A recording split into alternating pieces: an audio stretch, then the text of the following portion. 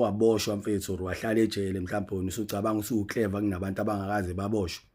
Lento ukuthi wena ngoba uyisigebengu ushuthi wena usuclever kunalabantu abawo-430 labantu abawo-pass 4 abayisebenzelayo. Kunabantu mfethu abasebenzayo abangakaze babe yigebengu kodwa abawo-clever abalayithile nje sidalo.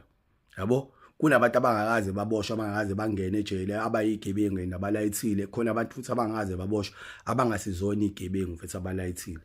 Angiyale mentality iqala lapho lento ukuthi sekuzohlonishwa umuntu aglorify ngokuthi okay sharp wahlala ejele waboshwa mhlawumbe okay ngokuboshwa wakhe mhlawumbe useclever kunabantu abangakaze baboshwa. Angiyazi leyo nto. Yona legcina imotivate ingane ezincane ecabanga ukuthi mhlawumbe emazi eza ejele izobuya sezoclever ayikho leyo nto. Uyaba inyoni mfethu ukade udonsa u15 years ube inyoni ukade udonsa u20 years ube inyoni ukade udonsa ulife. Yabo? Ube inyoni ufike lapha waba involved kuma gangsterism activities. Wabe into ethile kodwa uphuma esitili uyinyoni. Ngoba umnyoni mfethu wenye into. Umnyoni chaza ukuthi mfethu awunayo intshayelo nje awunayo indlela yokuphila eqondile.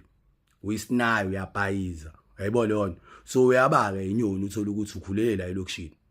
Ube inyoni futhi uthola ukuthi ukhulele emafarm. Kuyenzeka futhi uthola ukuthi umuntu wasemakhaya abo clever ngaphezulu komuntu waselokishini. Yabo? So angiyale mentality nithatha. Mawusibhayizane mfethu ube sibhayizane ngisho ngabe kuthiwa kade udonsa ulife. Yayibona leyo. Kodwa uphumela ngaphandle ube sibhayizane. Nangaphakathi uthola ukuthi ubuvela isibhayizane nangaphakathi etanyana. So angiyale mentality mfethu ukuthi iqhamu ngapha kodwa ngiyibona ukuthi igcwele kubantu abaningi ukuthi hayi umuntu ophuma ejele uclever umuntu okade eshaya iminyaka uclever umuntu okade eshaya iminyaka ulayithile uyaba inyoni nje namaphoyima akho la ubuye nawo lapha ejele ufiyela ngaphandle ube inyoni ubhayize bakushaye futhi abantu. Uyabona sebekushayela usuyitshela ukuthi uclever kanti vele nangalesikhathi uboshwa wangasiyena uclever mhlawumbe wawugaxele ngendlela owugaxele ngayo wayithola usejele kodwa awukazi ube clever. Mhlawumbe ubukade uyidlalela ibhola nje wagaxela mhlawumbe washaya umuntu ngempama noma wakwazi umuntu inqabana indakiwe waboshwa then usuyaphuma la usuclaim ukuthi uclever. Mawuyinyoni ohlezi uyinyoni bafethu. Uyabona lona inyoni nje uyaba inyoni futhi ukhulele lokishini uzalelwe khona. Uthola ukuthi kunomuntu wasemakhaya mfethu ukhulele emakhaya uthola ukuthi uclever kunawe. Yabo? Khona umuntu osoluza akaza acande nangephutha into ngazejela akazi ngisho police station kodwa uclever uyambona ulayithile ayikho into angayazi ugcwele nje mfethu. Yabo? Kodwa uthola ukuthi uphuma eminyakeni ubla awulayithile uyinyoni. Hello Mzansi, welcome to Mgosi Mzansi. If today is your first time visiting this channel, please do the right thing and click the subscribe button and also don't forget to smash the like button.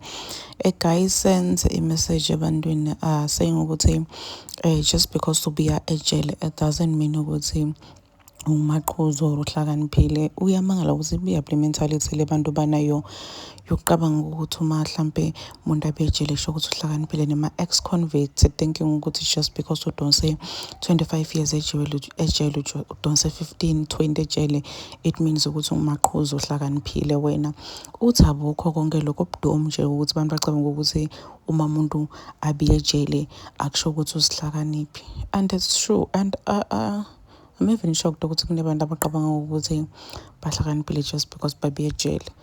Awubona ukuthi ubiye ejele then you need to change your life. Ungasaphindwa utende into lephambene nemthetho.